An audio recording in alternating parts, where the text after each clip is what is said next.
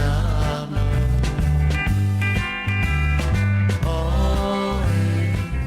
Olele malele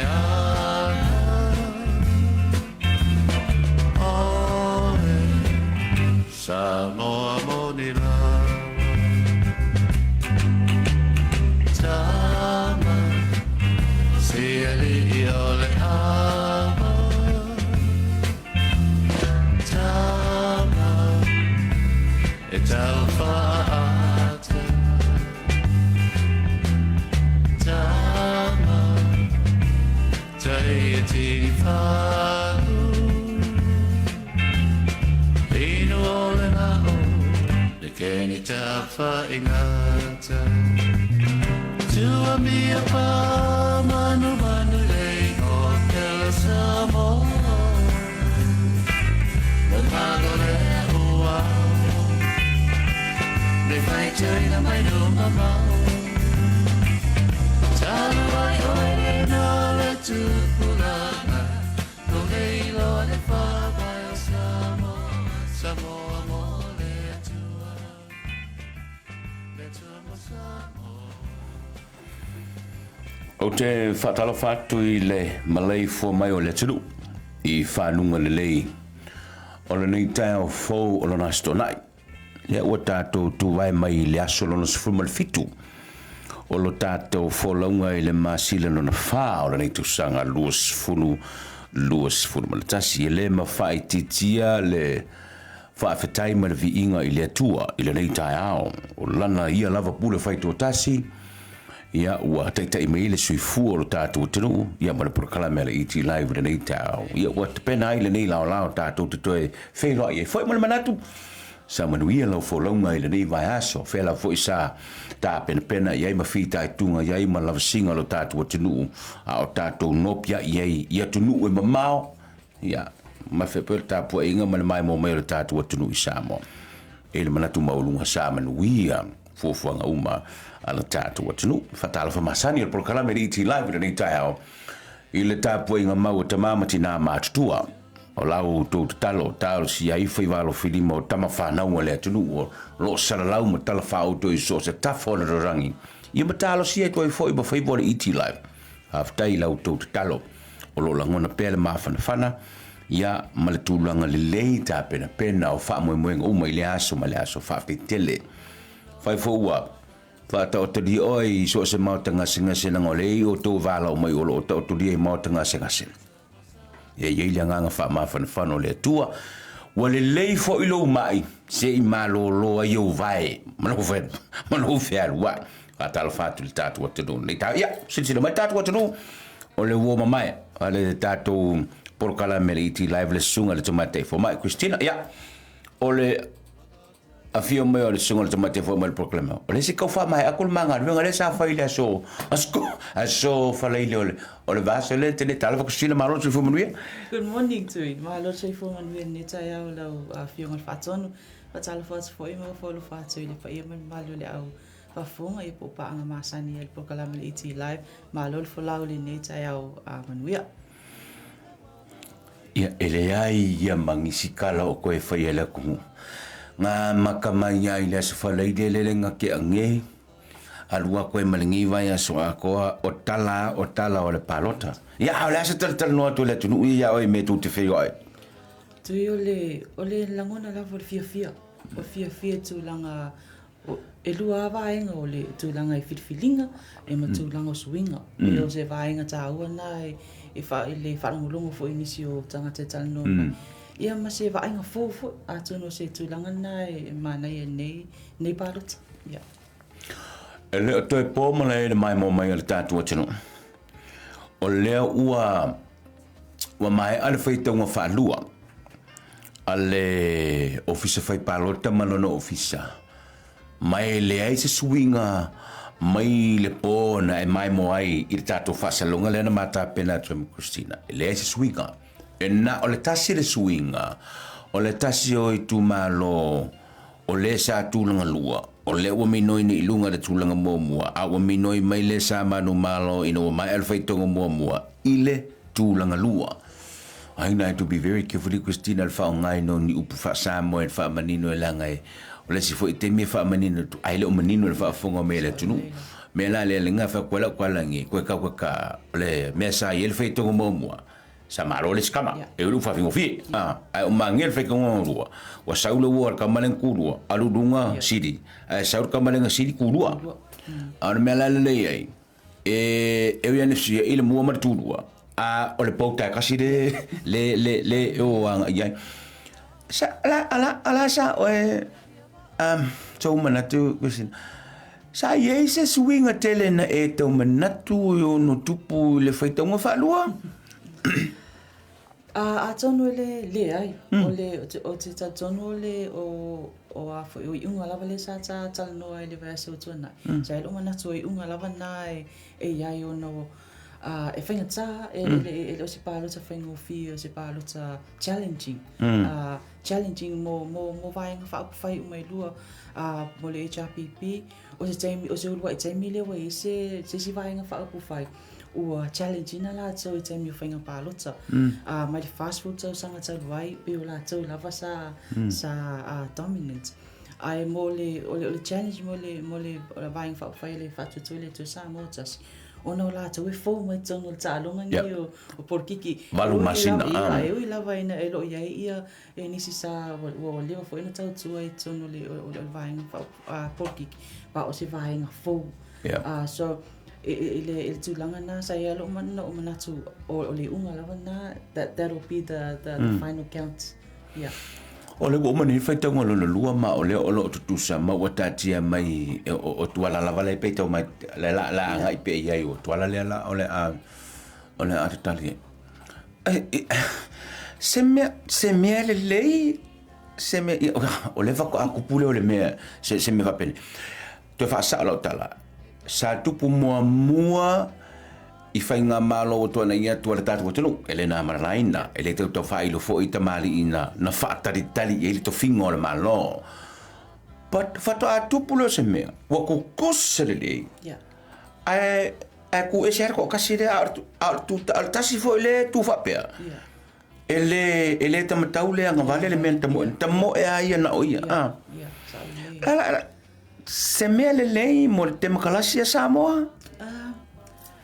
ia vaenga ele lei ai e foi vaenga le lei ai man tu ole a foi ole vaenga malo fa democracy e fu ele majority tu o tele o tanga tai fa ai o no winga la fa pe ole la tu mai fa tu tuanga ole malo le tu no tanga le to tasi that one independent does not reflect that majority tu sala le watu o sabia tu vai lu ne ele sui ia ao le si tu ia e to tele ni si ele fia ao le si tu e fia ni si ele fia but there's still less splits ele reflect the majority and fa pe lua ono no fo le si vai fa fai lua falis then that will reflect the majority wo altasi uma ia but with an independent if fire sin finga tau le tu langa le Tātala noa I le tali mai a lea tunu I whafo mai o Samoa, e awhia tātou.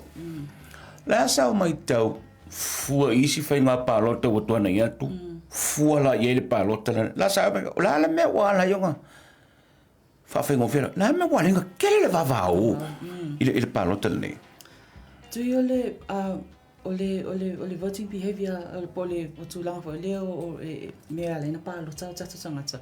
E a fu me le moro o le loto I fale moro o le moro na le fa pe palota lava e ana palota tangata I le sui ona a inga ia I matau ia a pe o le palota esen nei ona ele ngata wa ia le vai nga fa ku faifo a wa ia la ma le manifesto ma policies ale mata ia la fo ia le vai nga fa ku fai e ese mai like it's a brand new different and it's changed ma le si vai nga pe no ta o mo what this election provides it's palota.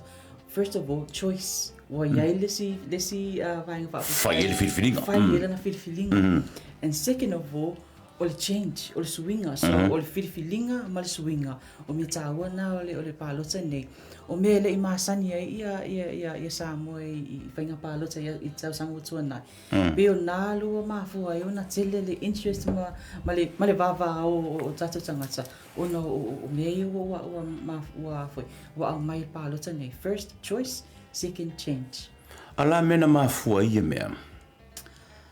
O se visi tāua, o te tali tonu lava, I mea nei o polkiki po politics.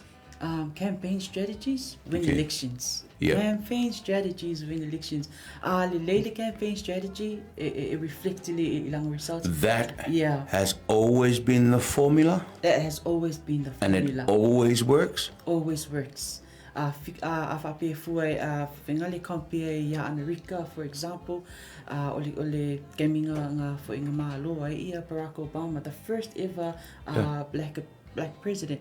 It was a good campaign, and elections are won by strategies. Alex campaign for lua vaso o No, kapenga. sa leila o le campaign e fo e tau I loto, tau I fatu, tau I ngangama mafofau o tangata. Ooh, that's It's- powerful. It's very deep, but that's what a campaign needs to be or has to be, and not just surface. It has to touch the person. It has to be very, very personal. Nai mafu ai ona psychologically suile me nga ele tangata palota ile taimu palota. Awesome.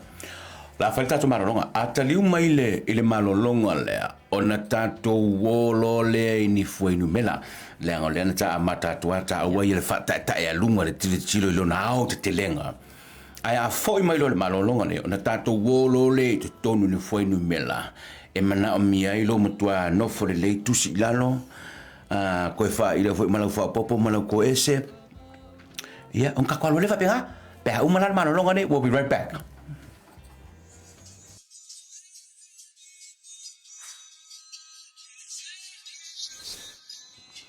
Hi, and welcome to number 8 Orakau Road, Mangere East. I'm Tangalo Manasi from LJ Hooker. Now I'm excited to show you this beautiful and magnificent property right here in Mangere because it's only 10 minutes drive to the airport and it's only a minute walk to the train station. King's College, and it's just walking distance to Middlemore Hospital and only 5 minutes to Manukau City Westfield Mall. So let's not wait around. Come on in, let me show you around, eh?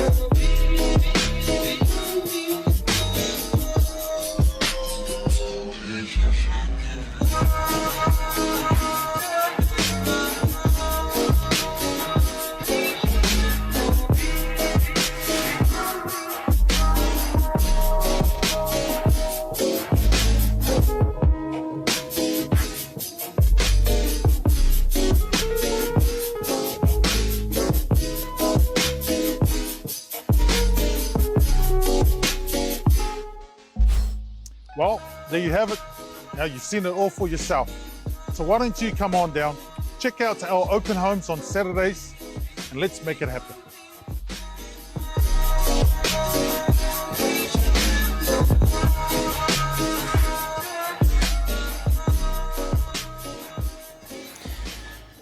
Le sile mena la in toina matale por kala menil ta'a. Ono le fotoa o mawale nei le tau le whāra veveo. Le tasi al whalpalo tala ile I whaitaua. O le whalpalo tala le tasi le tuto ele umon whaitau. O le whalpalo tala nuk tau wā. Ele mawhailang o sau o pia ku mōlo ke leo kia o kou. Ala li umon whaitau ngaro palo tau te ilo pote tu pele ai. Anyway, as promised, a tali umai. Ona anga ile nainu mela. Now, let me just turn this down a little bit. Walo kiri sule de. Tal si o lao o lo manino mai mo mai man fa fo mai le tatu po tunu. Ai tatu tele yo I foi no mela. Tau no fa ilo atu tatu tunu swinga. La for swinga le wo yai Christina. Na tasia swinga le yai. La swinga le yai. Ole palauli numero 2. Ia lewa su ia le fai unga mai le tangata le na e tau sa tulang momo. Le lua ama le lua I le tulang momo. Ole eu ia in fisu yai. Paenga ia. Ai o lo tu maulava o le vanga fai lava le fast. O lo yai ina ia manino le mai mo mai ale tatu o tunu. Ai tatu tele yola I le tananoanga I le numela nga I tofi tai male o lo tatali iai ia le fai unga pe o le ata matau pe anga vale pe mumu pe la moana. Let's talk some numbers. Christina, lasa o titilo I foi numelo fa tanu unga mene o fainga palota. It's very, very interesting I foi numero. O te sanga nei ia loa o le te pose lilo luas lima maltasi. O le te sanga loa fis maliono. Fitus fulu paseni o no fo o le palimini. O le chafi file sa avea. O le luas fulu ono paseni le sa ave independence. A wainga sa tutu atasi. Ia male tautua le sa avea le fa paseni. A fika la ma fase fa tsa fo ile compare le tsa sanga ni tsa sanga le wo tsona. O tswa tele le se singa. O le lua fes fo maltasi limas fo fitu paseni o no fo palimini. HRPP. A tautua le sa iai los full fitu pasene ia male awanga le sa tutu atasi full 1%. A te pala tu lo afes fuma tasi o vainga o le sui mai. Tu mau lava lo afes tasi lo afes fuma le ono ia le dominate le HRPP o no fo. A o nisi vainga o suia. O sui wa increase le o pawalu lunga le fainu mero ila to tutu atasi. Mai le lo afes fuma tasi. I le lua fes fo maliono a walo nga ilalo le foi numero ila so sa ya isi party isi vainga fa fai laiti and from that trend we can see if ngale no winga any issues o mai le lua fes tasi lua fes fo maliono lua fes fo tasi I vas fo lua pasene o tangata palota sama fai una palota 92%. That's a very high voter turnout. O le tau o le lua fes fo maliono pa u me le vas fo pasene pa u le onos fo wiva pasene. Wow.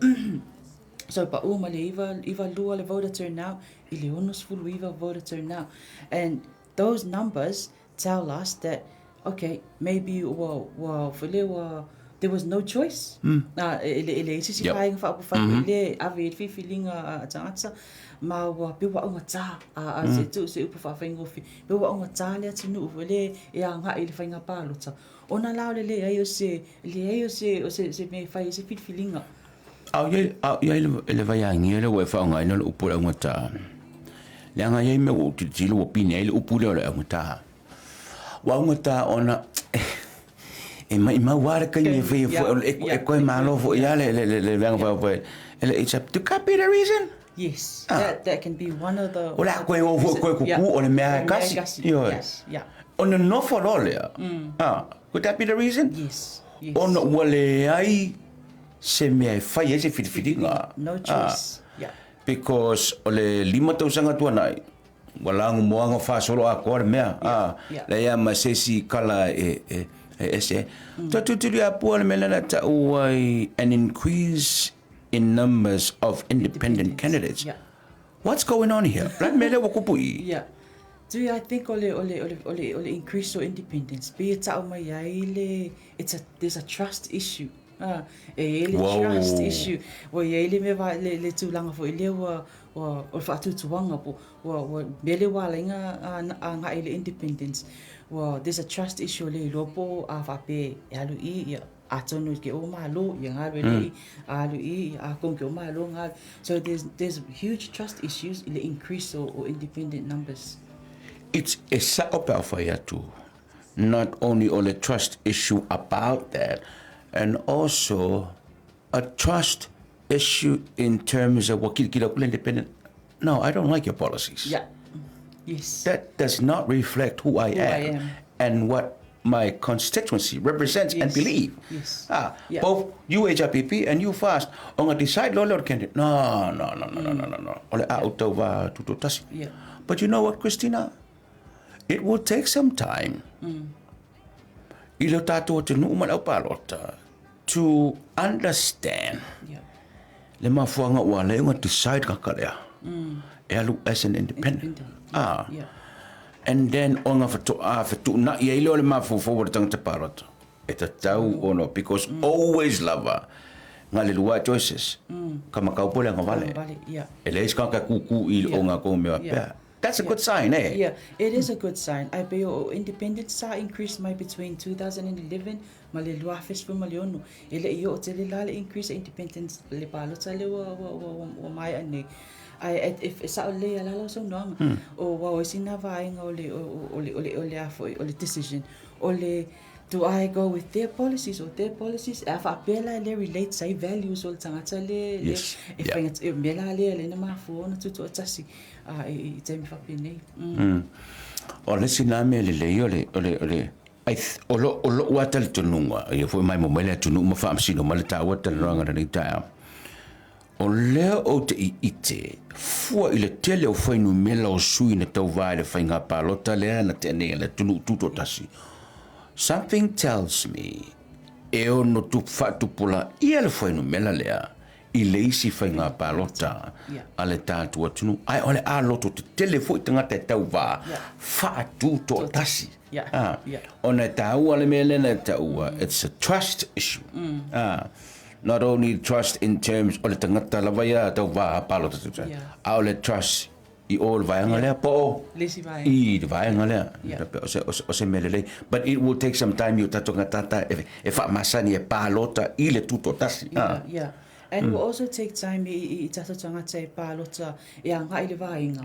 Ono policies, ono tula fono mani manu lau tio wha mo le vaianga wha apu whai wa pe ono ta away.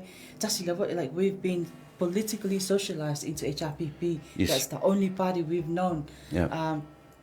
So lela with a new option, lela la amasana pe ona wha masani e ma socialize nga ia tatu tangata. E sa o lela sa noanga. E o atu lesi whainga palota, lesi 5 tausanga. Le lope o te se lau pasene le voter turnout. Which means that people are engaged. Well, fia mana sanga say if ila lato leo mana lato salato no whainga feeling. Ona, they will have choice. And there will be change. Male si foi mele le Christina au wa e fa mana male tulanga le mo le tangata palota lava ia. Wa matai loa. Wa fingers crossed. E a mata ona tato va ai tino mai le palota le la sauni le. Ole amata ona tau o ese le tatu atunu umar kama fole le opusa moa. A lua se lau kala i le po ale marama kau. A lua se malmelea. Langa kau mafangei le pusa moa ma lau lua se lau umangei lava. 5 years. O e koe la foi le koe su ele si tau o ese mai le mea lea. Ai o sa o lava i le mea te tau ana base e le whainga o le whiriwhiringa. Olo nei tū de leina. O le a le lei mo o le tangata palota. O le a le lei mo o le tangata o le a tau vai le palota. O le a le lei mo le whaate makalasi. O le a le lei foi mo le whai ami o tonu. O mea uma e au noa male o le upuale whaanga. E au noa male whaatawina po o le whaalataina o lau palota. E walanga ele si me palo ka ngiko e palo ka e ka idima kausanga ma faisia ka ko amio a eri amio e ma reila pe fa pe e lima kausanga le worth le pusamoa a fa pe lima kausanga mo kwa manga ya pa abusa pusamoa kasi va yaso uma and then the 5 years ahead oh god so it's ko fa ka muris ka ko fa ka muris ka ko ka ngaki fangula le la fa wa mana yerta fa tananga ya aile Tato wo ile a foi le nei le I foi no mela ia na mata ua ile tatiang olo ia nei ina wo uma ia le fenga part Christina wala no fatu se avel foi no mela le anga ila utile tilo mai la baila fia na fi na o saul fasel la le uma le faitongo falua ele i ai se le tio TV posi newspaper ele talano iai na o talano uma ma faali umata o le tonu unga lo fai tonga faalua o ta tilo nei male producer le tatou por kalame na mai fona na fotuanga wo tilo ai wo tamanao e sui le iti live ni ta instead o le toe faali to fo fai umela walu la so akwa male po akwa o la ngau e Silvia but avatu la e ma o ma Christina leisi tu tau fa la tala ta mai tonu tau fa la titi le liu ina ia manino o le tatianga le nei o lo o iai ia ina wo ma fai taunga lona lua o lo tutu sai luas futasi se vangena ka ko kari remo luas fulima ile luas fulima ina mo umal fai taunga man tuale na mai tuale fatu na power swinga le iai ol mole o le sui o manu malo i paloli numela lua al tatianga na le o iai luas fulima ia maletasi na o iai ila fionga atuala ke lo i a mai mo mata tu tunu le atale asi fa le mata le te lo ele mele le o te o kolosi o ma vol te mele fefe lo ni e su le fono sa mo e te mele te mao le parlemene lo sumar fitu le ai fili tuala no o te le alu mu te le alu mona o le auto tu e pi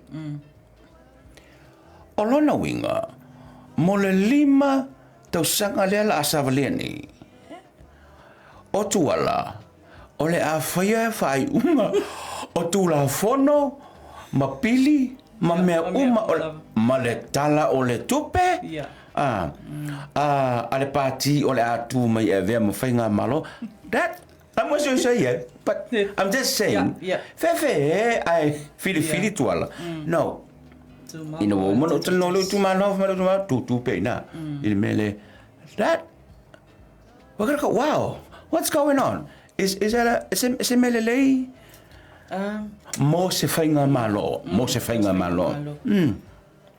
le ai e se mele wala e toi foi la sa no ngale na fai o le o a uma tu la fono o me uma lava tonu pale mele le la fa mo tsanga te to tsasi ai valiano le to tele pale mene mama tu ma to tele le limos fulu no fol pale mene le na fili le mamalo le tenu a fa pela fili mamalo le tenu e no fol limos fulu ai fa mo tsanga te to tsasi fa yesuinga. It does not represent a democracy, and it does not represent majority. That is not democracy. That is not democracy. That is not democracy. That's from one voice, from one constituency that will not represent. Me se lava pete o tupule vai ngane na e sa no ye. E tu to tasi ye sa I ali o. Yeah, so o te loe ia so fa tu langa ina fo ile le atu ina le fionga atual. E fai ele na filfilinga po fe tonu e anga ai ona le fai na alu e valo e pa pensa to malo. I mean lele okay le we say no it's not a good look for democracy at that what no me fai and moving forward but it's possible and fai na tupu it doesn't mean ele ma fai na tupu e ma fai na tupu part o tua pata tua la le mele ole e un mo werka ko fainga malo ele ya luma ele sa ku ku ku ya I and fa fainga fiel tala ole ha u me tuala le pule ole pa le mene ile tu to tasi now ole tati me le tatu fainu melana tai ru sul lima male tasi le ya tuala o sa tata no el pole so for ile fa longa le mai mo mai la bo to le to te mo ni maua ina ua uma na mama wala fai no melam fai lo to lo sulima martasi dia o uma fon fa tu matala ile me ola tau li lifa yai matawanga yai ia la fionga tuala ai sia foi ole a li lifa I la me ole ale li lifa I ale leila onai mei wa mama natuma wa tawa ina fa e moatu onai mei wa matire tilo iai I ono mafuai ona anga vale pe tamatau ia le fionga tuala. Let's go HRPP. Let's say ole Fili tuala e alu I le HRPP. Now, o mea ia leo wa tamanatu te ia Christina e ono ofo mai o upu sa sawa. Awa ka ko ke alo la ngai ka ko ia fa mai ia la kan hoa nga me no o le mele o mata no le tau nei o le tele auto ma fa uma yai but nobody can say it. We're going to talk about it this morning. O mea o manatu ma ua ia e ono ofo ele HRPP I le fionga ia tuala things like this to finga lea e peila o le fuentata ue le po le so Australia o le tofinga o le sui palmia. Okay, now o le tofinga o le sui palmia e mafuono fatu fo le nei sui palmia se ivangiala lo graphic ngai le meanga. That's the one. Lena, wa mai mo meltatu watano. E tolu meio te manatu. E mawhai o no fo ele HRPP I le fionga ya tuala. E mwhai no fo yei le tofingo le suiparamia. Now Christina na tata la noa le polea. Lana no whatu le suiparamia. Le anga ele ese suiparamia o yei le temene plus ele o iai se suiteitai. Mana tua fo ile mana tua la tunu. Na lu ese loia le fionga le safapito. Veke no ulito to fia I lava. Ia mawhai ia malasa noanga ri palmia. A pale mele HRPP, he's gonna pick the deputy leader. That could also mean the deputy prime minister. Pe ato foi mele le HRPP. What do you think, Christine? Yeah, nasa le ala sa noanga. And I think ole o se vaina tau velele lo pena ye se iti le fionga le palimia. Ole ate le si swinga pa lotsa ole tau sanga nei wala yo na faava no pele no fo ole sui palimia. Are you sure? Yes. Are you sure Uncle we get palmia? But come on, Christina, he said 42 landslide 41. Yeah. I think ole like on surface level confident but like underneath sa ite ai if it's out le faleton ai masi lava ina wa ngai ise ia e fionga sa fa pizzo man tolto tele sanga tai follow le ya fiamina and then ole time lava na ise ia fiamina mi mai le afo mai le chapipi so tele tanga na fisili why has she moved so build facility na yai and so I think na sila le fionga le palemia. Once I say fiamid, a lot of people will be asking a lot of questions. Build mena fa pe ya fa ava no pe la le no fo le ole a fo ole suita ta e mal sui palemia. A tonu ne yai se fa le tonu le fainga pa lotsa. But he has that choice and he has that to offer to someone. Oh my God. Whoa. Whoa, I never knew that. That has never crossed my mind. That has never crossed my mind. I think one of the things that is a political scientist. So number one, research. Trends. Number two, analyze. And then number three is predict. So from the research and analysis, we can sort of predict what the trends that are in future. And I think that was one of the things. Did you see this coming? Sort of. I knew that Ole Sangane was going to be probably a different election. And I think Ole mea tonu lava na wala ina faava noa pe le no folia. Ona ni tulanga la fa pe le ala deadlock and waiting on a kingmaker. That ole tulanga le faina ofa yai. Then that's it. That's it. Ole tulanga na. While we still have this graphics on board, ia ole salary, I may be wrong. Okay. Ole totongi ole minsta 160,000. Ile tosanga, I may be wrong, meaning esiliatu. That's why le utango tu wai le selawonus fuafe plus. Ile tosanga. O mena wangata iloa ini me mafai onofo ele HRPP mo le afionga tuala ina ia palota tuala ma fili lango le fainga malo ale HRPP. Now let's go fast. Au ye pe graphics na. Now le lua me ye uma vo ye. Yeah. E ma fai o no fo ele fast. Le fionga ya tuala, pe a fili tuala e sau ile le vanga fo ele fast. Number 1, guarantee el mingska. Mingska, yeah. Now, you might ask, why not the Deputy Prime Minister? Come on. Wa umon fatatia il infrastructure, if I may use that word, Yeah. al vanga fo ele fast. E le ma fai o na latu whoever, so sofa le mea, wa umona ta pena ma ioi ma yele vanga fai. It will be a big ask. Yeah. Le mea, la fa nga pela kala, na le kala ngo, we can say it, you can't. La fa nga pela mele. Ufo me tata,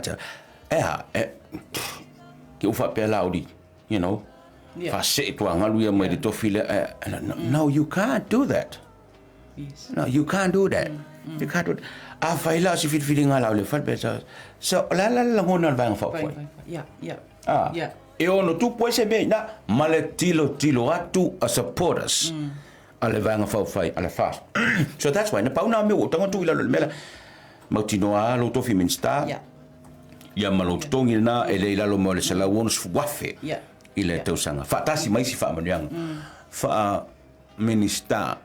Now, how am I want to ask you this, but look como for pula le fainga facility. All of city. What about money? Okay. Now, kuya am fainga fair kalam kalam of you can't. But you're thinking about it. I know you're thinking about it. Now I'm saying it. What about ose offer is a tupe? If push comes to shove, and this is the calling, and it will be the deciding factor. If it's both parties ready to offer, c'est tout pay. And if they do, Yeah. how does that look? Yeah, yeah. It won't look good to start with.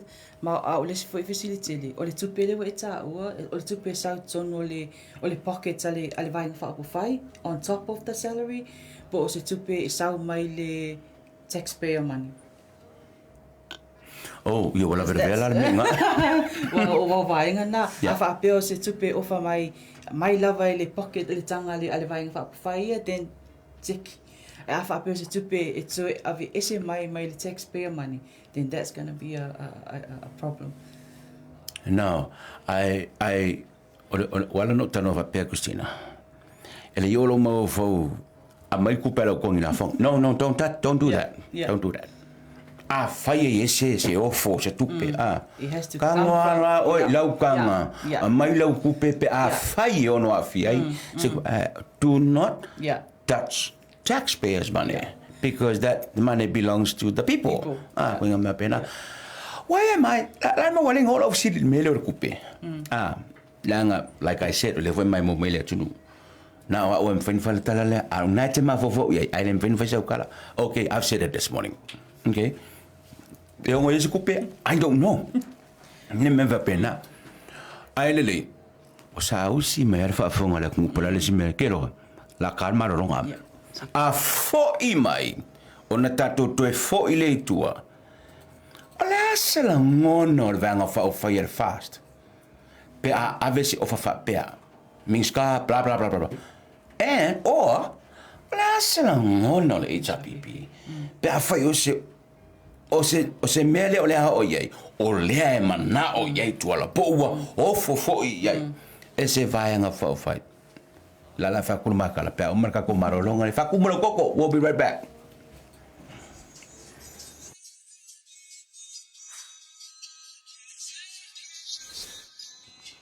Hi, and welcome to number 8 Orakau Road, Mangere East. I'm Tangalo Manasi from LJ Hooker. Now I'm excited to show you this beautiful and magnificent property right here in Mangere because it's only 10 minutes drive to the airport and it's only a minute walk to the train station. King's College, and it's just walking distance to Middlemore Hospital, and only 5 minutes to Manukau City Westfield Mall. So, let's not wait around. Come on in, let me show you around, eh?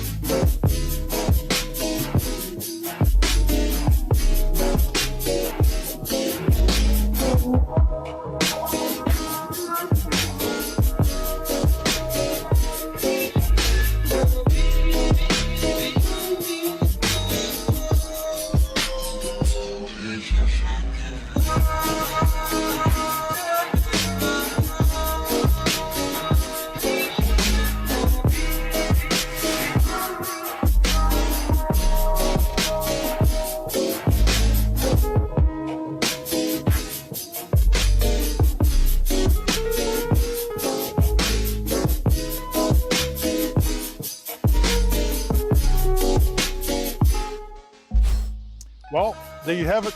Now you've seen it all for yourself. So why don't you come on down, check out our open homes on Saturdays, and let's make it happen.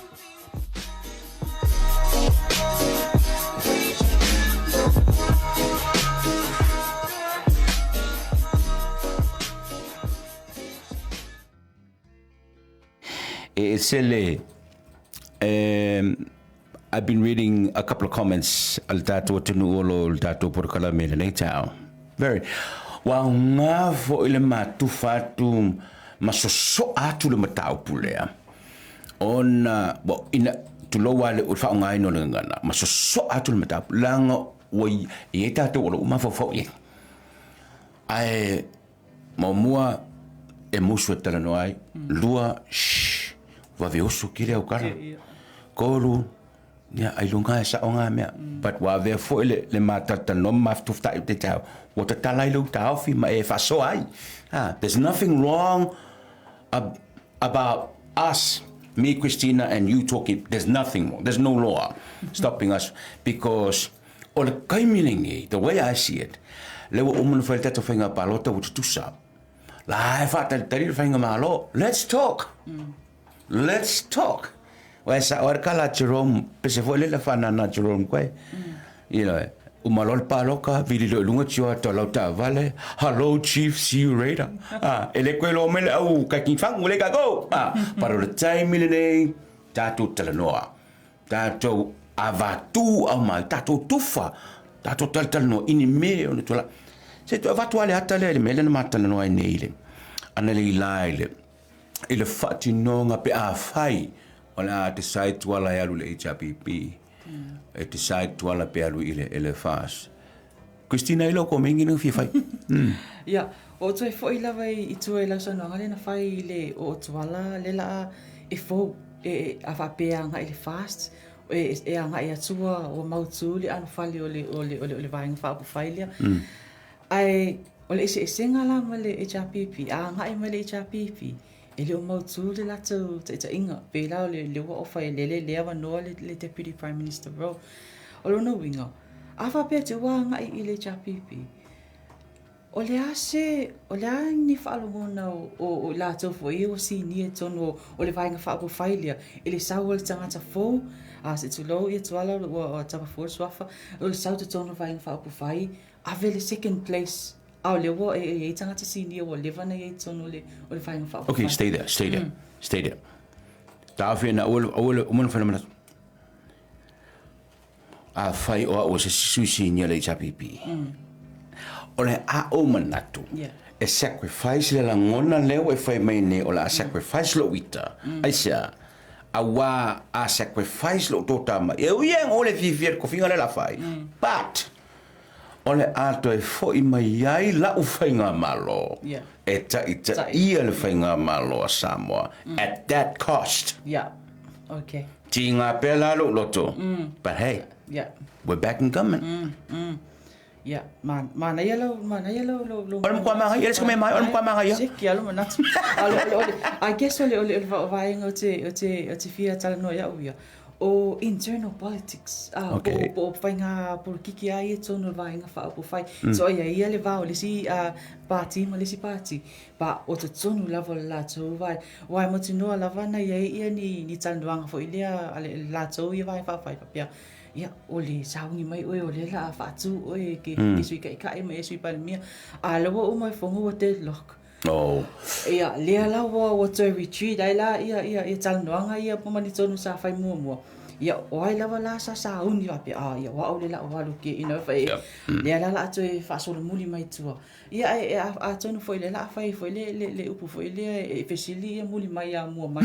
E to inga tu langa whapea. True. Now, o le tapipina, ta hola le fast. Yeah.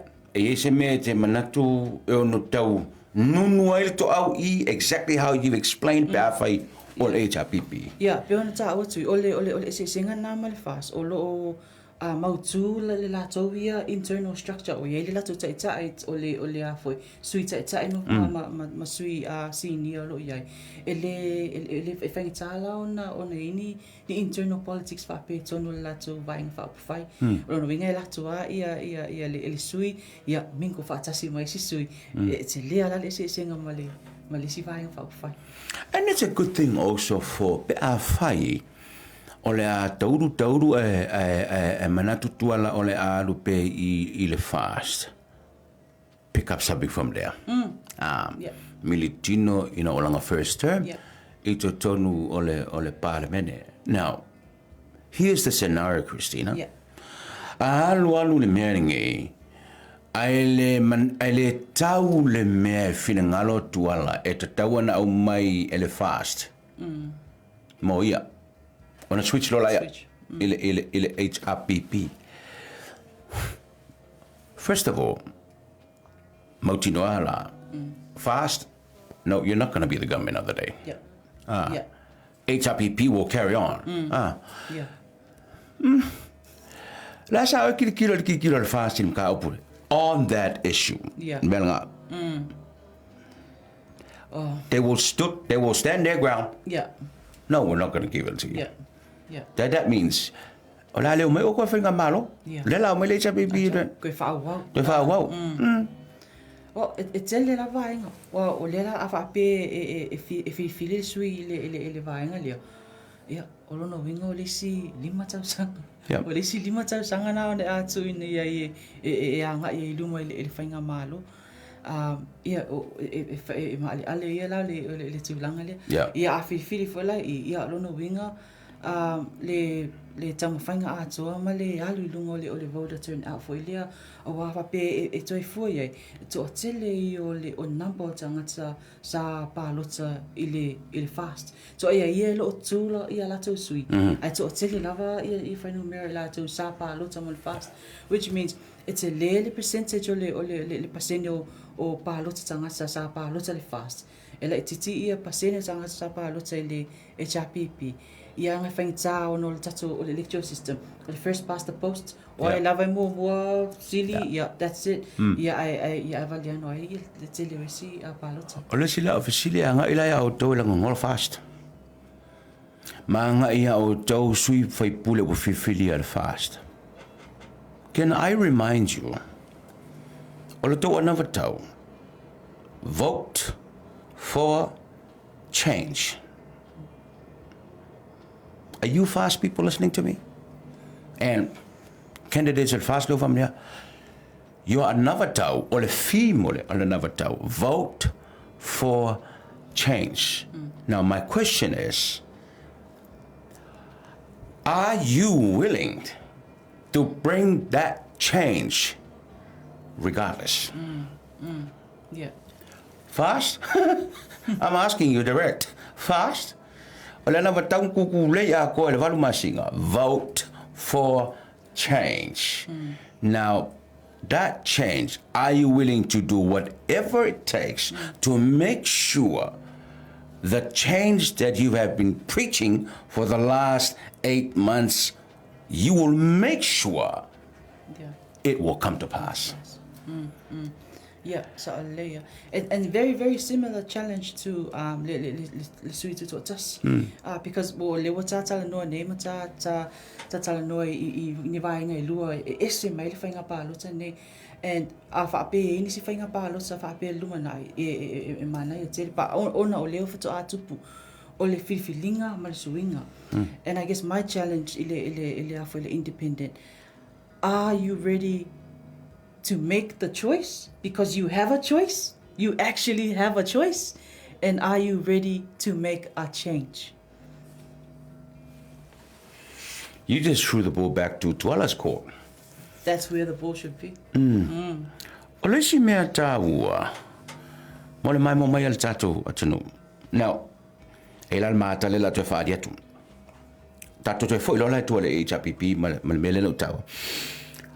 What I feel like today to ala I fa te o fa ele te te sui palmia. A me mo mo tau ma fa le na tawa. La sila sui sini o le vanga fa ele HPP. Yes, whatever no va whatever na le no foia ele to fingo le sui palmia. And what is thing to fa no fo le. O sui la ia o lo te tila ia.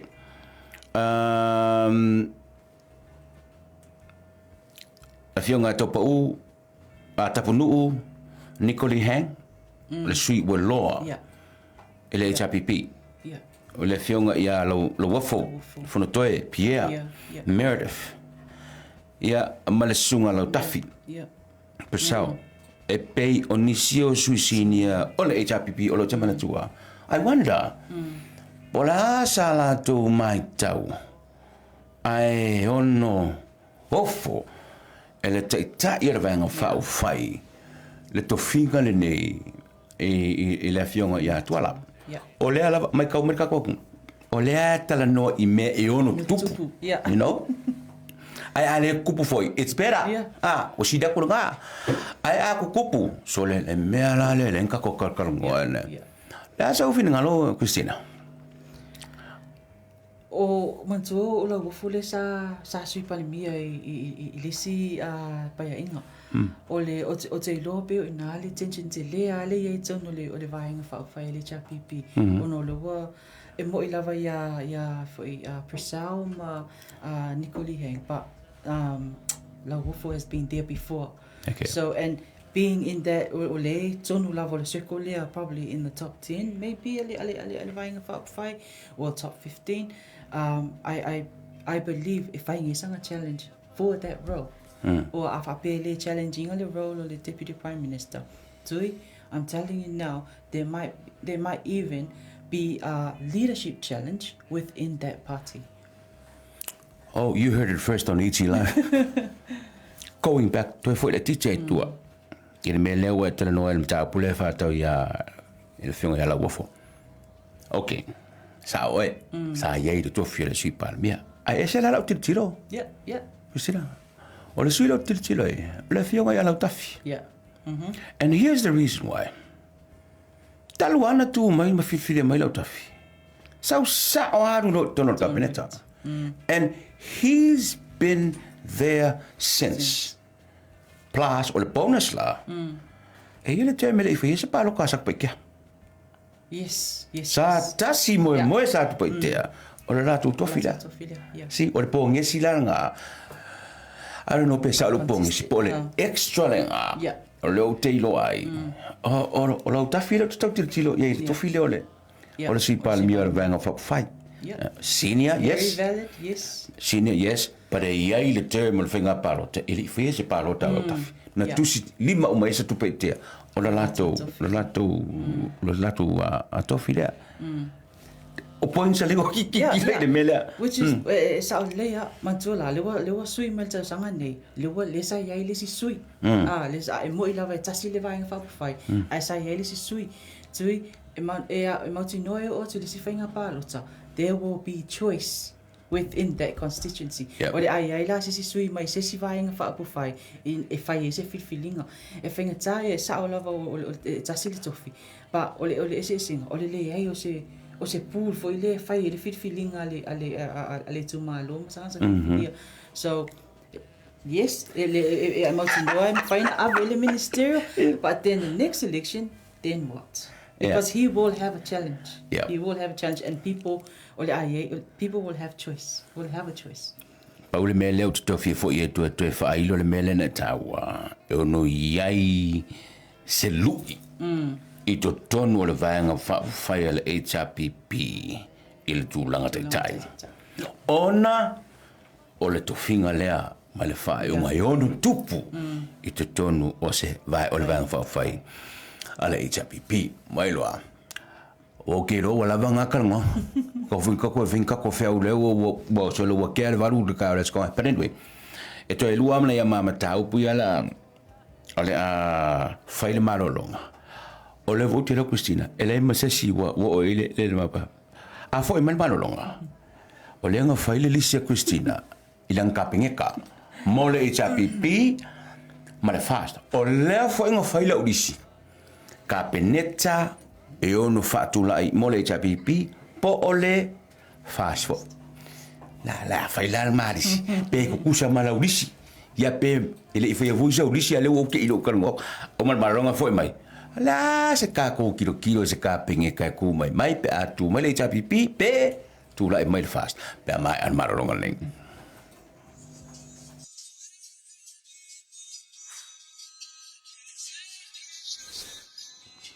Hi, and welcome to number 8 Orakau Road, Mangere East. I'm Tangalo Manase from LJ Hooker. Now I'm excited to show you this beautiful and magnificent property right here in Mangere, because it's only 10 minutes drive to the airport, and it's only a minute walk to the train station.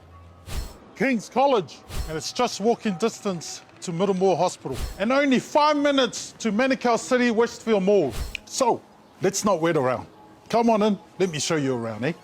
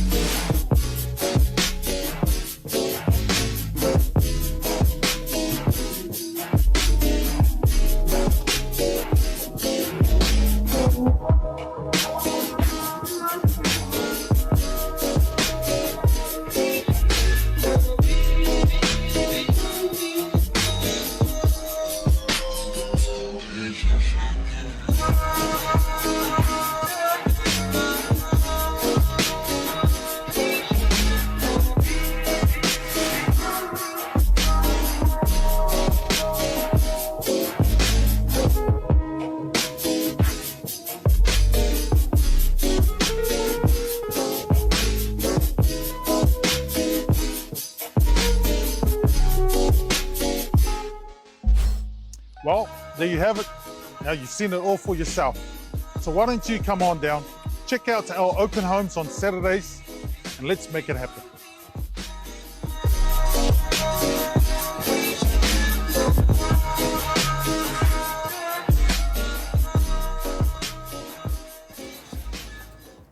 Au lei avatu ia le kapeneta no firfiria.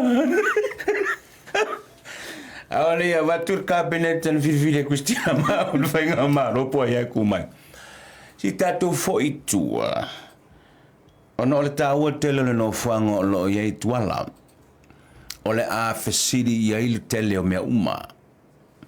Ile anga i luma o se fainga malo ole atu le mai. Sila mala ile atara. O le tala wha solopito.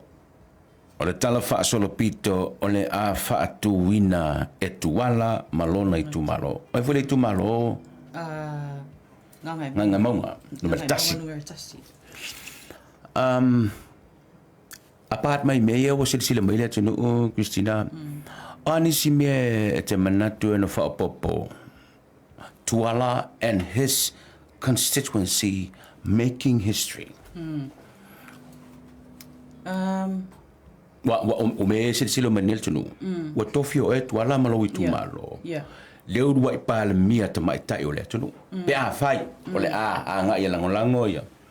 Ia vanga fa le fas. Lua wa sui o e tuala malo itu malo. Se fainga malo fo ino wa mai ar fas fur tu sanga. O iai per fainga malo. Yeah. Ale HRPP.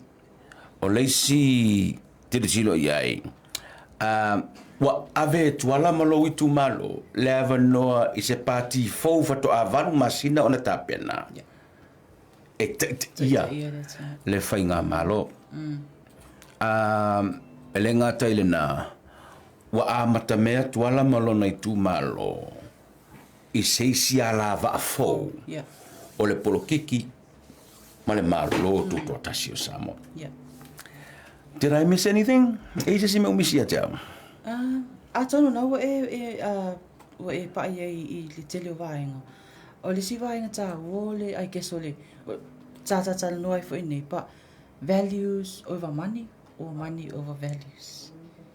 Whoa. Yeah, like values, ethics, principles.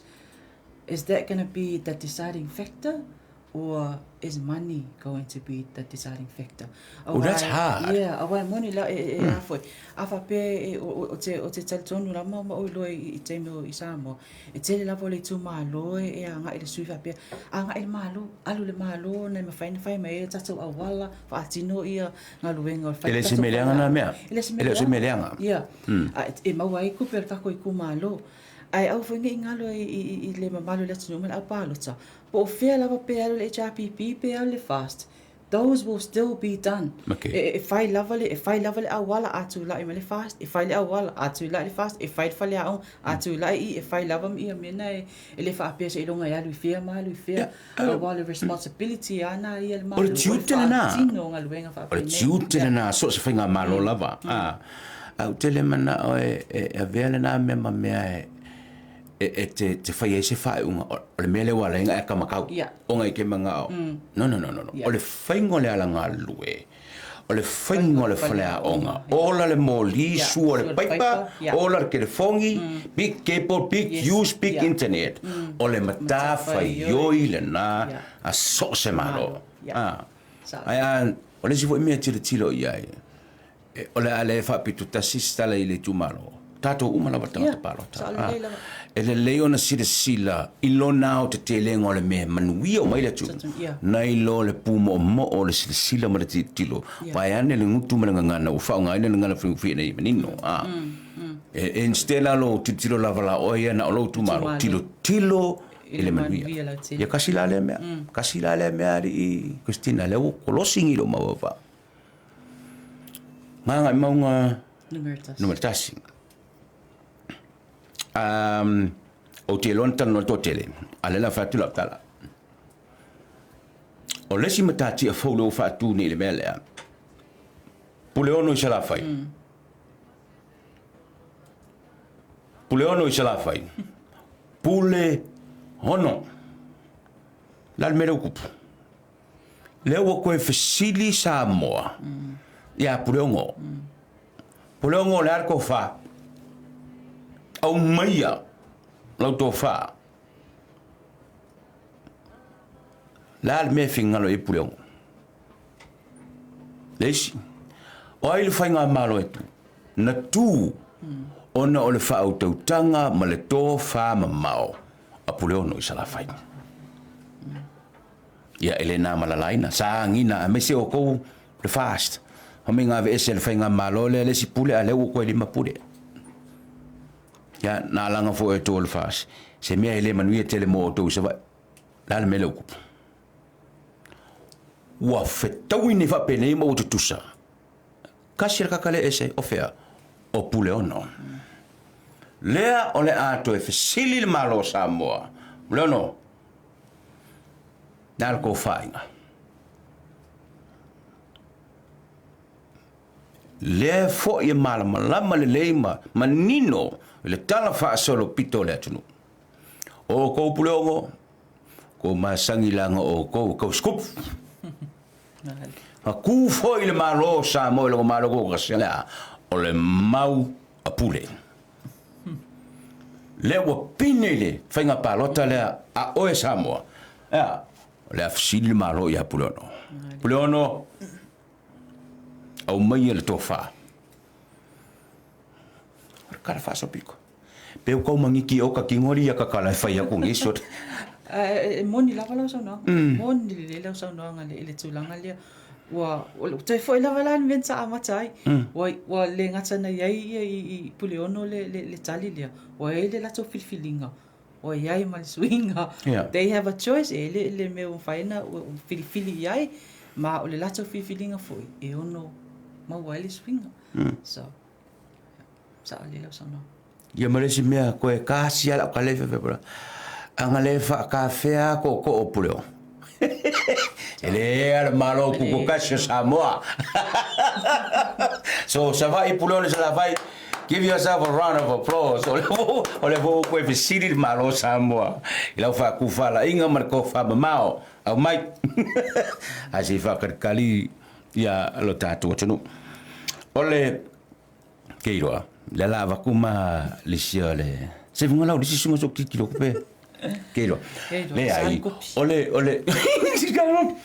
but you know what I want to look for hard copy e ai ngoye no vai le tu sai ta ua okay keiro la ya la ka ngo su e ko la la disi le la ta watu ole ale avatu no lungo le ale la ta watu le ile tato watu no ya la udisi ole folingi ole al capeneta now ore loris mala loris nga e ka ngola fa mole lau mai mala kalisi fa mole la le la amakala le lisia a folingi ya a Christina lena mai so kongo su aku le lisia Christina lena mai ina ia manino le fa funga ngal tatu watu no ule le mele ai foi gingo ia na e tau mai tau ni ngosa ia o lisi o le pesi lunga pesi top 10 foi le se fulu pizza i lunga le a vainga fa ku fai jas ia okay agora o mau le o le lisi nei o ka peneta Christina a fai tu le mai le fai nga malo le chi e japipi o le lisi la Christina Palamia, tu maupea, sunga tu epa, sui Palamia, tuala Bonifacio. Le sunga le tumai tailoia, leota, ai au tima le avai. O le sunga lo au Kinetsio, le fionga lo Taffy Purcell, sunga tapunuu Nicoli Hang, le fionga ya Fuimono Teo, le fionga ya Lupe Matsila tolonga ta tongi atile le fionga ya la Yesase Polona le fionga fonotoe la wofo ia ma le fionga fiungalu e te wati now tasi suile na mana e popolengo ole amtanga mai i tu malo ale pata ka penetana Christina piki mo le HPP pe fa le fenga malo le HPP le la tule mai ai al capeneta Christina na piki la vaia mo le fast patu la mai fast o sua faia a fionga fie me o Palmia si Palmia sunga la audio le mali toa lo na todo men sta to la Bonifacio so e male sunga olova ai letinu Wayne Fawalo Harry Schuster a fionga to sulu Cedric Schuster sunga le liloia papali ilio te umispa sunga le tumai te stusi Muripola Ana Rosa Muripola fionga ia sunga to lupe ona semmo ia mala fionga va lasita fito o launa ka peneta Can you elaborate a bit o I lau kabineta why you la wo fifilia ni swafa? Yeah. Ole o vaenga wa fifilia ia tanga sai ole lisi lava tau na fata ia. Ole mixture o sweet wai ale vaenga fa fa le HRPP. Ai le ngata fo leo nisi sa ave ma CEO o patanga luenga malo apena fo ima loia tuma tsa ema li loia pe ole tulanga na ole it's a good mixture for le holistically o expertise ma foi ma experience ma knowledge kanga kai ma fainga po se fainga malo fo mole full fitu nei o palimeni ai fa pena foi la mole fast le ngatsa ina na sui pe o latinu na olo o nisi foi o loia le ngata foi lia o nisi foi sa avea ma fai pule mo pe o te susulu Cedric Schuster ma le fau Harry Schuster, so they have the expertise and the knowledge and the wisdom o ma sani foi I va e meo polkiki o fa popo ia ta fitu ili tulanga lia mana tu mai le safa le lako pre-election agreement coalition tu sala e afa pe o se sila mama fo ile le fast e fa ilunga e fo ile la to ia no fo le man la to va ona mai le ole suile le fast e po e la to fainga malo ole suile o te fifisile tu ile kabinet ile HRPP ole fiona le mai te loia why I think ole balance for ile tsono ole palimene ina ia ini sui tamai tai o ai pe to tele lava o li I think Tima will bring that she'll bring a different vibrancy tsono ole vain fa fai le ke ka ulangi ale sao ko mai ka ili ko le o la ulea feeling o se kabineta yo no tula mai ele vai nga fa ofere HRPP pe fa la tula mai le fainga malo o le sunga tele Apple Palmia sui Palmia le fionga tuala Bonifacio lo Tafi Persel tapunu Nicoli Hang lo Wofo Pierre lo au solo malo Kenetio sala fata pinati le ota autima kasilingo le uka kusainge la fionga lo pe matsila tile la fionga le ala rimoni why I pick le ala guarantee langa ili face palota and plus olona term lona tolu nei ile fenga mal la fionga ile ala esa se pulona it was a tough very tough quite tough fal paloka la nga no meltasi le wa pa wele si minister ai sauma le senior web ale ia mala fionga fuimo no teo ta sinana minister wo filfilia wi fenga malo LHPP pe fa ole a tule mai o la utilitilo la filfiling or cabinet mole fast fiemela mtafa palmias sui palmias sunga la de maletoa olo latinu mulipola sewa muli fasitoma now in the facilities ola kai mi mo ngi wa sawaia je sui pure sa lalu le and here's the thinking behind me picking sewa muli no fallen fina we sewa muli ele fengo fie na sila fia on for san say ele si fon fatalai je tassi or stronghold ale vang fa pe JP ale na malo so basically what am I saying wala na profit minister langa ile fingo feel and feeling wala na yai leo tasiaki le fionga ya balasi le fionga ya fuwalo Harry Schuster tor susulu te apeato papa lio ya ma tuala Bonifacio now todo só foi o tema na pinpoint mai balasi te apeato papa lio te un spa la mo including al corulea ono le tolulea e ainga le meleta no mai ai e te tau ona ye nisi e ave masui o le NDP i te tonu o le kabineta lea sofa atasi ale fas ma le vaenga fai so le tolu na le ufilfilia e mai include ai tonu le ufilfilia apart from the kai sui kai ma minister ma olo ma Le tele ngoia ta le ta te tutusa. Fa pe na fo male mai ta i to tasi. Wa fili fa pe fa na fo la ta mai te to tasi le fili e va pe. So that's a good mixture. Yeah, very good mixture. That's a good mixture. O la mele la so. Yo lo no winga la. O se te mi lo chama. Ona fai lo le fa to ngo sui. Yeah. Pale mene. Ma fa nga solo nga luenga na malo ia. A ola songo fu le va so so. E mata lo ta to fa lo longo mata to va vai. Ja, poi la mo e avela na ta pul fam sino. Ja. A while na malalaina. I'll tell you this.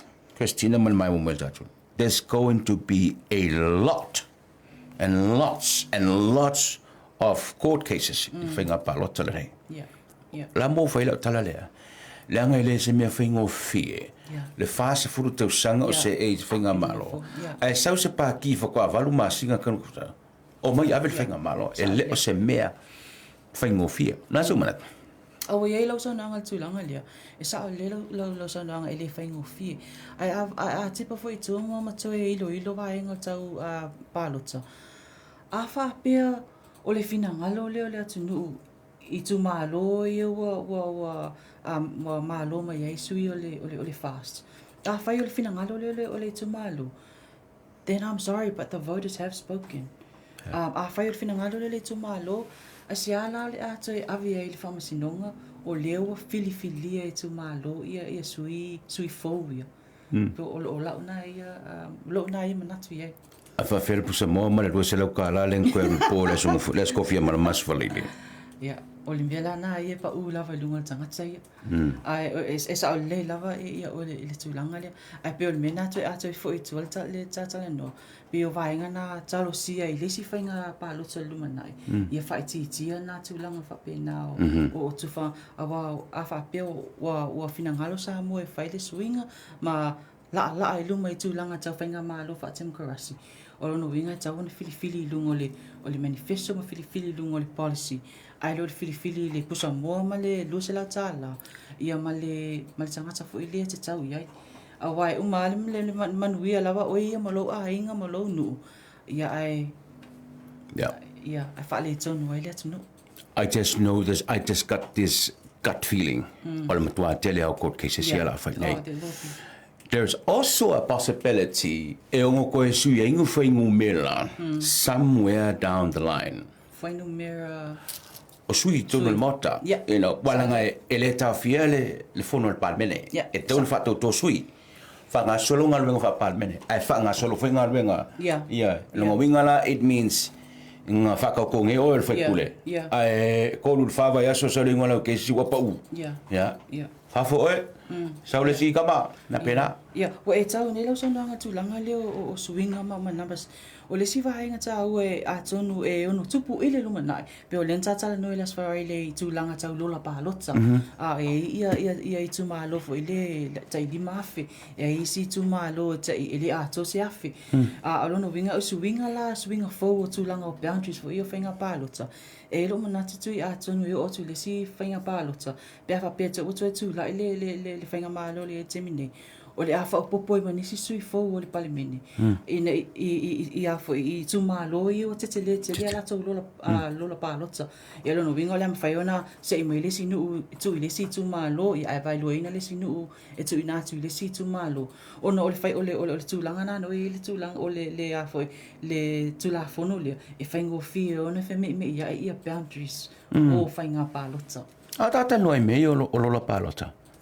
I wonder if Polan me wala ongale me ile pai la lolo ko fanga pe me ile pai se si tu malo. Na ole pala ba. E va sala mo na tu pula na lola pala. Pau le tu malo fa palota. Tu ala hiti. Tu ala hiti. Yeah. Sale. Boka sui umala pa ndi so isi ku malo. Not everybody pa. E tele tu malo boka sui. A le ku ku ale pa ile. Le iva se lau. Mo tu. Yeah. La so mena tu ola le me na tata no le me le palota fa lu le nga mo ngi le komisi. O ori lan mena lan tu pule me. Isa o ya Tui o te le matino e pifa whena o na tupu. A tonu e o te le o tua ia la le ofisa whenga pālosa. Pau le mea o le toi fo e tua i tala sa wha alau i lua mai. Le sa wha apia e tofu tangata malana ID, tofu tangata malana whainu mera. Nga ia tu la o na whai leo le, o na tosi leo le whainu mera mali. So, o te le awha apia la, tasi tangata, o e malau nu mera, o rao malau nu mera. O te le matino pifa whea ona mawhai ona pālota whaalua, pēr whai o tūlanga lea nei ai. I have a reason. O maua iau miula le whiwa i Samoa. Yeah. Walang pāloka whaalualis. Na pālota le pre-polling. Yeah. Okay? Umalo le pre-polling. Yeah. Saulo le whare. Yeah. O le pō le stofia mana maswalede. Ai kua kulo ma le komike le sikau vai. Yeah. A makaulia la. O mga pāloka koe inga le sui lare. Yeah. Yeah. Le pre-polling. O mga whale Yeah. Ai pō le skofia mana maswalede. Ai kofua kulo le lua vaveo. Ma le pusa mua. Sui komiki o le sikau vai. Ma pusa mua e lua. Ma lua se lau kala. Yeah. Whailo ma le koe inga. Lelei, ia se aulia kaya. A o mga pāloka koe inga le pre-polling. Yeah. Malam manol kaya, ko lor ko ingole ko kulere. Palo kalo Sweden. Palo kalo Sweden sa mul pusa bomba lusela. Kusala palo kai o. Ko palo kai. Palo kala o wala nga mawal sela kala. Ko palo ko fo ilang lu pusa bomba lusela kala. Al ma Ole false lie. Al voto Yesu. Ole ali. Ele mai Paul men falo mai le office city. O tu malo sa fiai. Sanga number 2 I think. Yana fiai le palota fa alua tanga tator sumaliva. But here's my question tata Noel Mel Palota. Just under 129,000 eligible voters. I saw a figure somewhere last night ilungo al Facebook page ale. Still counting? Okay. La e fai tau lava ma fa ma popolo la Palota. But 87,000 voters registered casting their votes. So what happened to the 128,000 plus? Could be elali uman fa mau popo. Lola palota ma fai tumo palota o nei lole tele vale pa folia. Val sumal fit wafe fu ele se lau duas val wafe monotupu. Ke la mele ele o manino le temile ai o telo o la ngala ro office fai palota te fa no po fe wo ele. Yeah. Ja, le fenga o mele. E wa le se fesili po o meo le se lau los fuiva felia pena palota uma. Pe wa le chance le palota uma le se lau los fuiva fe. So yeah. Le si voi me tu a pu le valwa fe mon tu pu le eligible voters po le pre-polling. Pena palota uma le valwa fe le mon tu pu. Il fa so le na. Le no fa il palota. Ma salo e o no atangi o mamene di poti la ta pena le office fai palota. Ma ave anga il parlamento. E to ti silo ai ma mata tu ai le tu langa sole la ka li va sole le yo e ka penga li fa puso o tai out. But mole mai mo mai ale tatu te nu. Ke lo se kala ka ko fa sel ngole ka simut muri ka riu mai lo fa umma ko lo sia mam ka pule te fiet no toilet tu ne ta. We'll be right back right after this.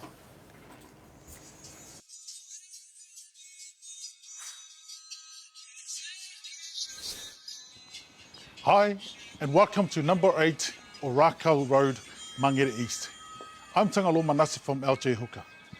Now I'm excited to show you this beautiful and magnificent property right here in Mangere, because it's only 10 minutes drive to the airport, and it's only a minute walk to the train station.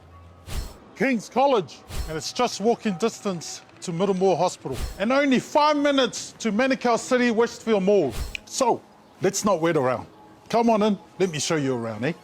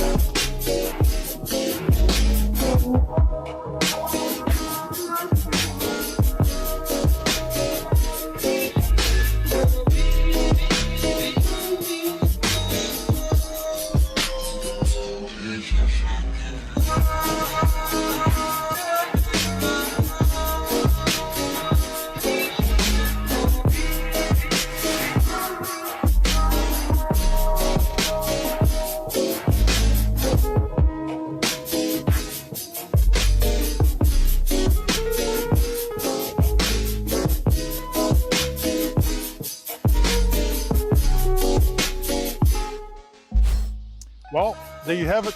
Now you've seen it all for yourself. So why don't you come on down, check out our open homes on Saturdays, and let's make it happen.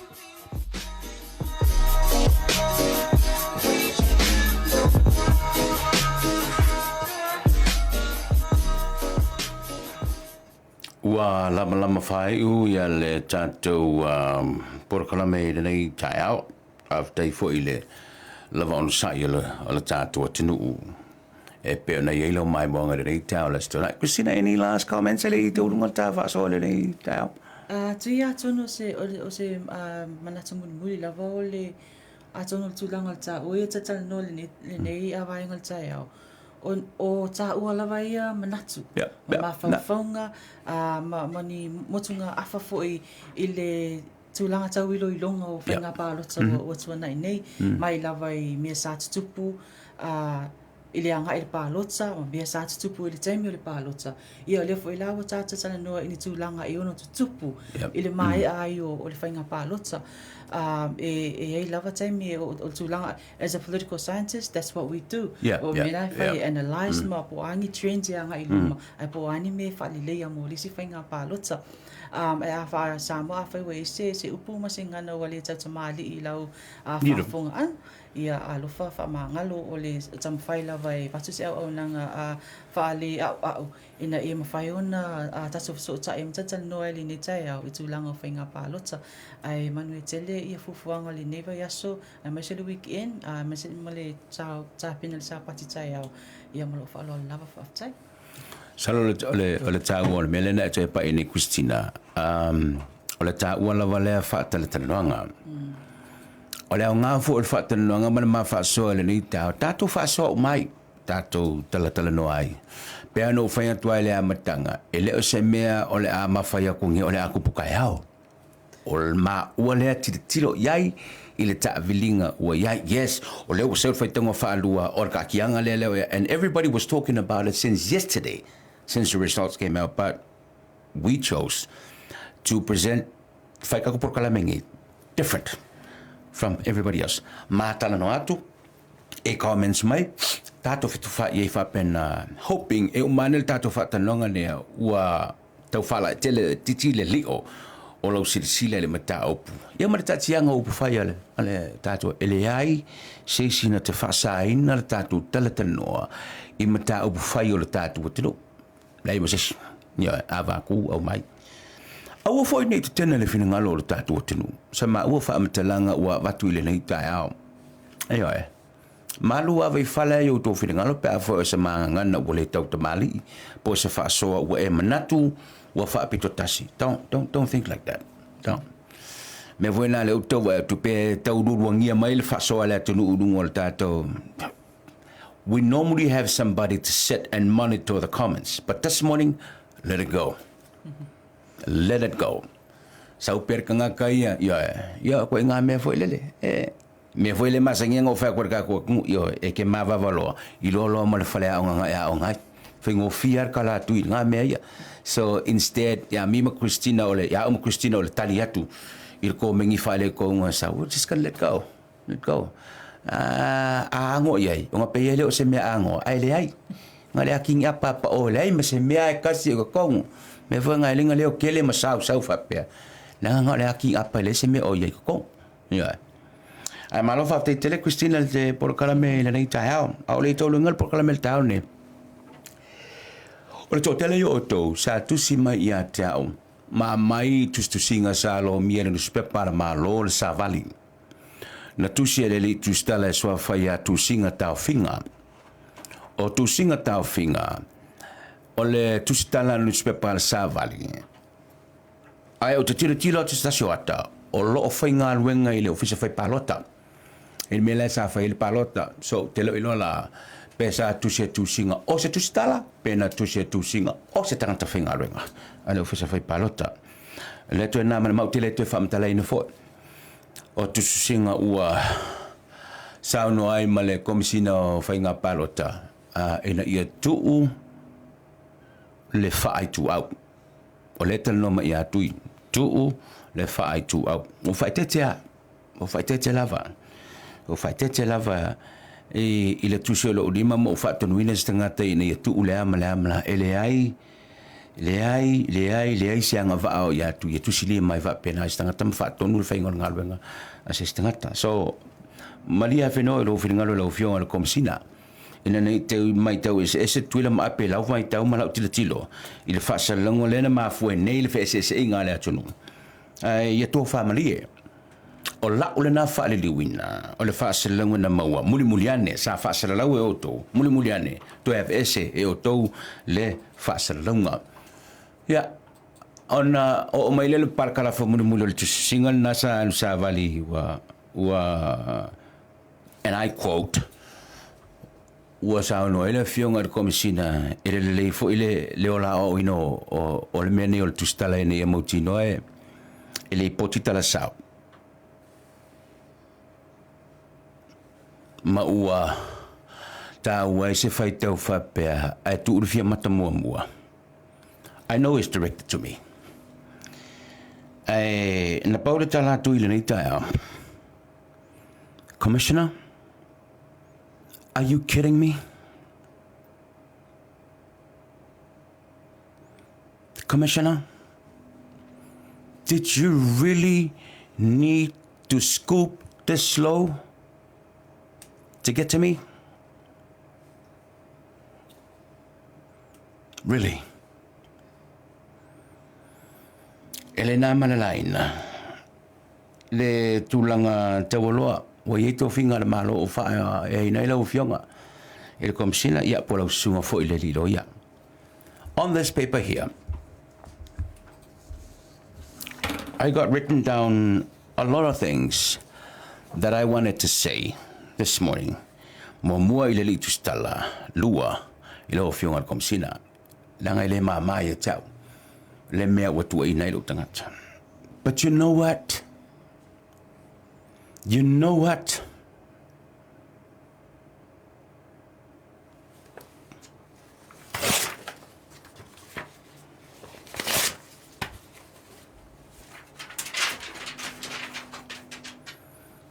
It's over. It's over.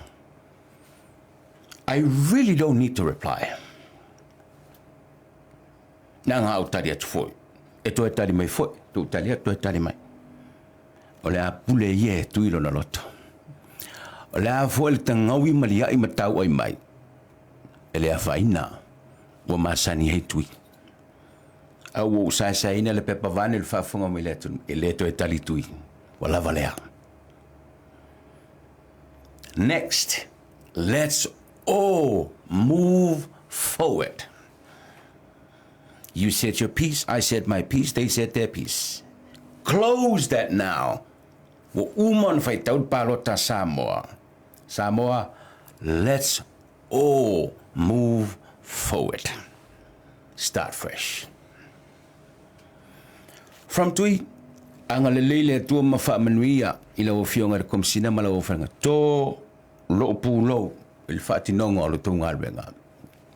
Ele i faingo fia. Ma lo foi lo to sa. Ma lo foi le mau le to vai. Langa no foi tau le tele ko menya le tunu o tau le mau le afa ma sa yatu. Ilo fionga. Ma lo le toa. Ma lo le toa. Ma lo le toa fo. Yo. Ngasi me la kiki ale apat. O te fa puina le melea. Le nanu fa peletane. It was just the heat of the moment. That's why. Let's everybody focus now, moving forward. Ole umon fai tol palo ta Samoa. Ona na. Yo, fa malu dua tul ta tu nu Samoa la voisa mai tau mai. Yo. Manatu male mamafa e mafata we tui le va. Lo lua mate tu si tasi le upu na te tausia oe ma. Tausia le tatono no fo filemu. VA o le va. E lape loa le tilo atui le upulea.